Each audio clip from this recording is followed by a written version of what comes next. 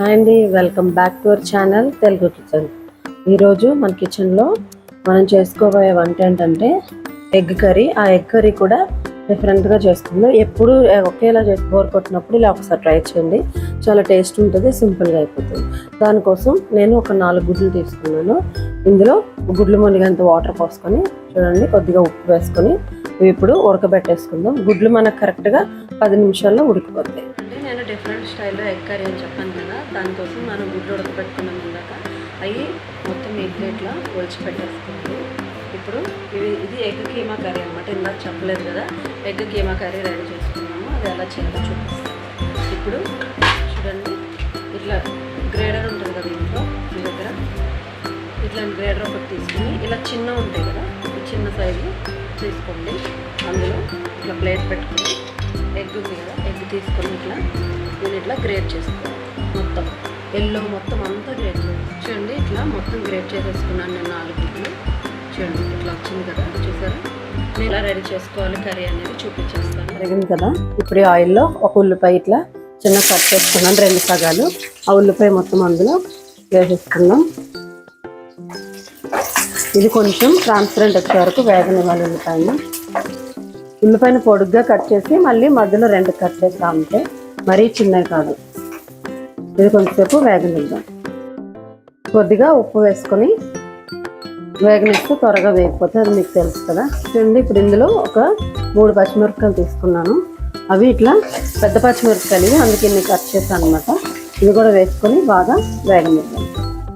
చూడండి, అల్లం వెల్లుల్లి పేస్ట్ 1 స్పూన్ వేసుకుంటున్నాను. వేసుకొని పచ్చివాసన పోయే వరకు వేసేస్తాను. అల్లం వెల్లుల్లి పేస్ట్ వేసిన తర్వాత వేగింది కదా, ఒక 2 నిమిషాలు పచ్చివాసన పోయేదాకా. ఇప్పుడు దీంట్లో టమాటాలు ఒక 4 పెద్ద టమాటాలు తీసుకున్నాను. అవి మొత్తం చిన్నగా కట్ చేసుకోవాలి. చూడండి, ఇలా చిన్నగా కట్ చేసుకున్నాను. ఇలా కట్ చేస్తే త్వరగా వేగిపోతాయి అన్నమాట.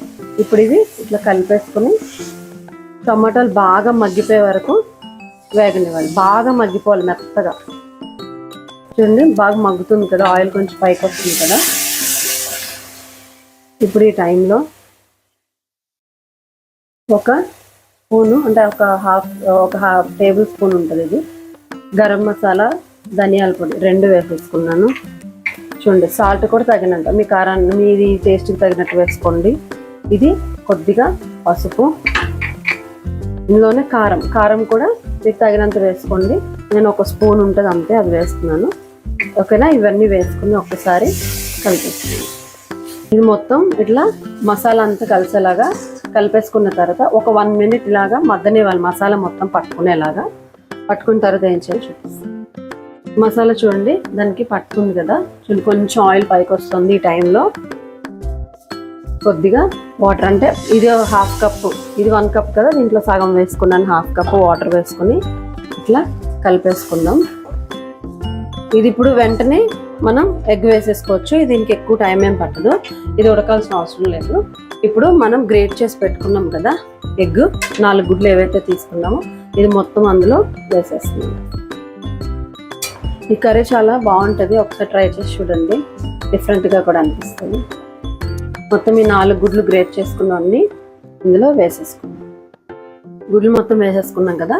ఇప్పుడు దీన్ని కర్రీ మొత్తం మసాలా టమాటాలు అన్నీ కలిసేలాగా ఇట్లా కలిపేసుకున్నాము. ఇట్లా కలిపేసుకున్నాం కదా. ఇప్పుడు ఒకసారి మనం టేస్ట్ ఇప్పుడే చూసుకోవాలి, ఉప్పు కారం అన్ని సరిపోయా లేదా అని. కొంచెం ఉప్పు తగ్గింది, నేనైతే ఉప్పు వేసుకుంటున్నాను. మీ టేస్ట్కి తగ్గట్టు మీరు వేసుకోండి. నాకైతే కొంచెం ఉప్పు తగ్గింది, నేను కొద్దిగా ఉప్పు యాడ్ చేసుకుంటున్నాను. చూడండి, కర్రీ ఉడుకుతుంది కదా. ఒక 1 మినిట్ ఆయిల్ అంతా పైకి కనిపించేదాకా ఉడకబెడితే సరిపోతుంది. టమాటాలు మగ్గిపోయాయి కాబట్టి కర్రీ అయిపోయినట్లే. ఎగ్ కొంచెం మసాలాలు ఉడికితే సరిపోతుంది.